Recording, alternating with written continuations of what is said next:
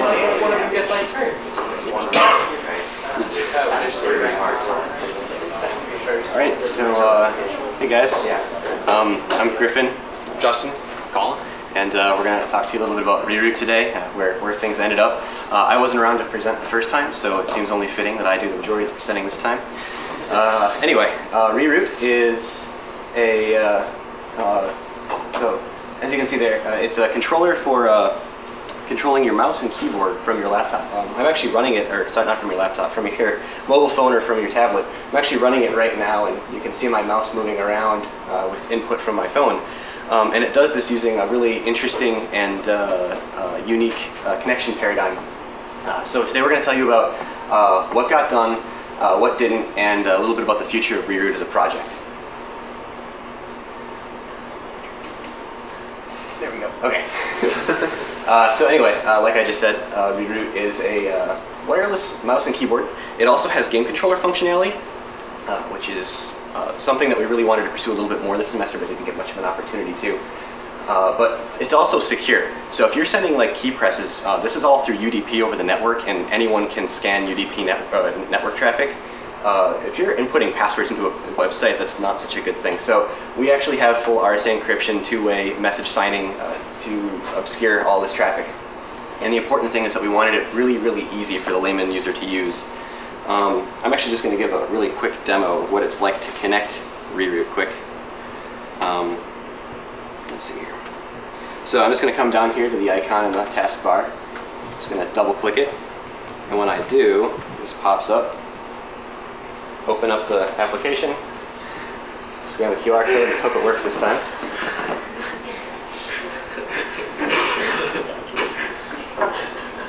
And,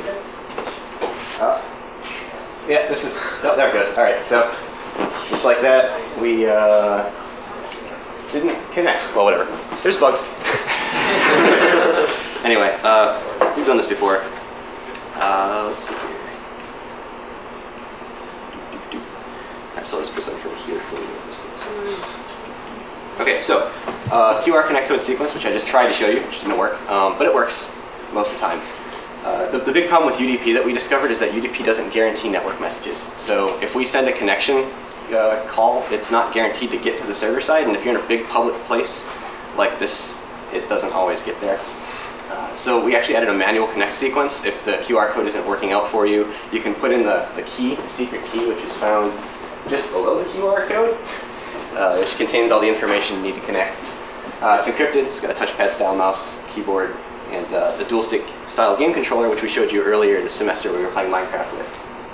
Yeah, so I want to talk about the UI. So one of the updates that we had was we updated the UI. So before it kind of looked kind of bland, and it just jumped right into the QR connect from when you launched the application, and we wanted to give the user the opportunity to choose either the QR or to connect manually. So we added a few new screens. So the first one is your connection picker. You connect with the QR, and it'll bring up your camera so you can scan the QR code with it. Or you can connect with your manual key, which is the secret key, and it'll bring you to the next screen. You type in your secret key, you hit connect, and it'll bring you to the next screen, which is mouse and keyboard or a game controller. And we just wanted to make things a little bit more shiny. Yeah, and so we promised a lot of things for this semester. We got a number of them done. The most notable thing up there in red that we didn't get done was the plugin interface, which was mostly my responsibility. I made a big blog post about that. I don't know if... I did it. Yeah, thank you, Mandy. Basically, just came to the conclusion that it was better to start again from scratch rather than restructure everything for that. So that brings us to Reroute 2.0, which we're going to have a plugin architecture in. We've got these are a lot of the features that we had in the first presentation. If we had time to get around to, we would implement these.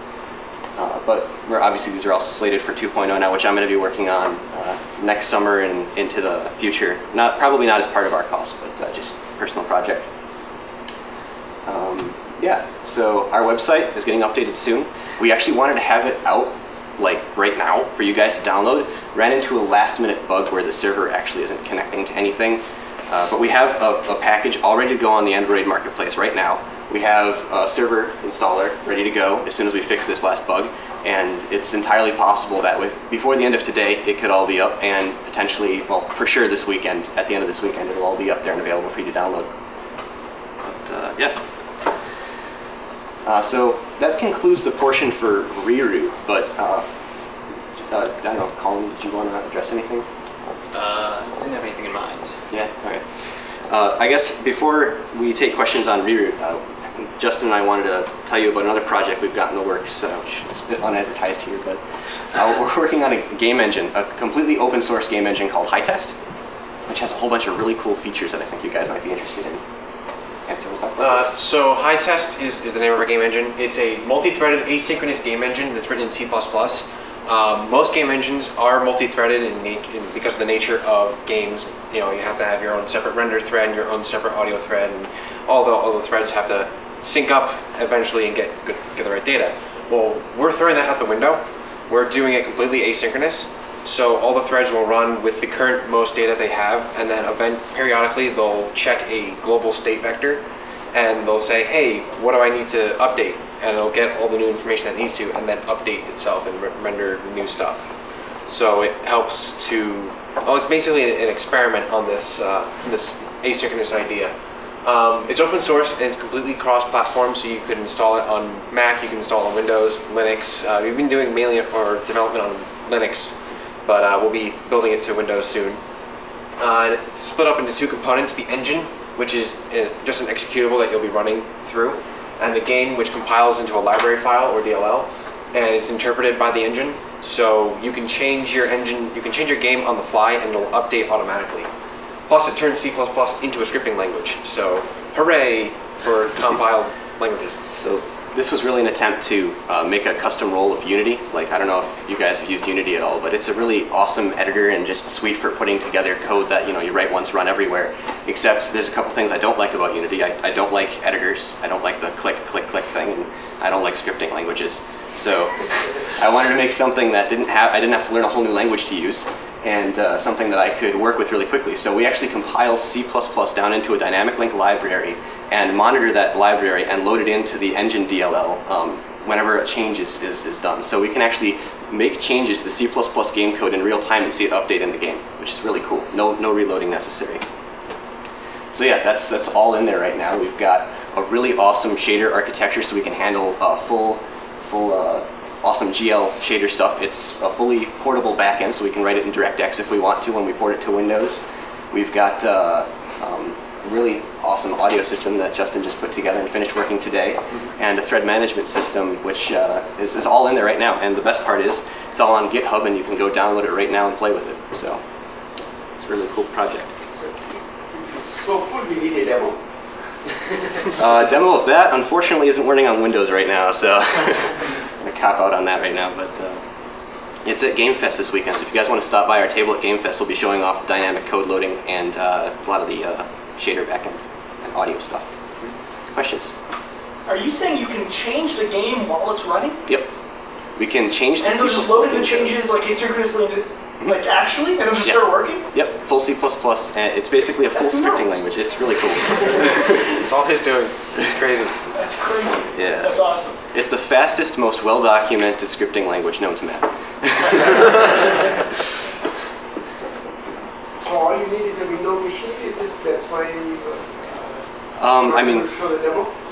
I haven't, it theoretically all works on Windows, but there's actually a couple little things. I'm using a function called usleep, which is sleep in microseconds, as opposed to the Windows sleep function, which if I were to try to compile it over here right now, it just wouldn't work. But these are small changes, so yeah. More questions? Wouldn't that give it an open for an attack vector for like people that take advantage or try to cheat multiplayer games or something? This is more of an SDK feature. There's a functionality later on in the line which we haven't implemented yet, which you can compile down into a signed package, which then needs to, whenever the DLL is loaded, it needs to be signed by a proper key, you know, and you can check it. Yeah. Talking about Reroute, is all the software just on the phone? And is anything on the computer? Do you have... Yeah, there's a server application on the computer. Yeah. So you said you were having issues with UDP dropping packets. Is there any particular reason you're using that instead of like TCP? It was a poor choice. We were initially using this protocol called OSC, which is a advanced, it's basically the next step of MIDI. And it worked really, really well initially because that's what a bunch of the other open source applications are using. And that runs over UDP. But that was a poor choice in retrospect. So. Yeah. You guys generate new QR codes every time you double click that thing. Yep. Slide it up Yeah. or something. Yeah, the QR code encodes actually the IP address of your computer on the local network and a secret key which is needed, which is only given in the QR code. You need that secret key to tell the server that you're interested in connecting, and if the server sees the right secret key, then it sends the message back to you. So it's invulnerable to wire-based attacks. So. Does it expire though? It does. You got recorded on camera, you say earlier, video. Yeah. Picture of it. It does expire. In fact, I think it already has. It's like 2 minutes. Yeah. In fact, if you're desperately trying to put in that little connection key, you gotta go quick, because if it expires, you're done. Yeah. Are you gonna make it so it remembers the like last server extension or somehow, so you don't have to take a picture every time? Let's say you just don't look at your phone. That's actually a fundamental issue with the architecture of this initial reroute run here. We learned that was a bad idea to do it the way we did, so we're gonna do it better in 2.0, and that will be a new feature.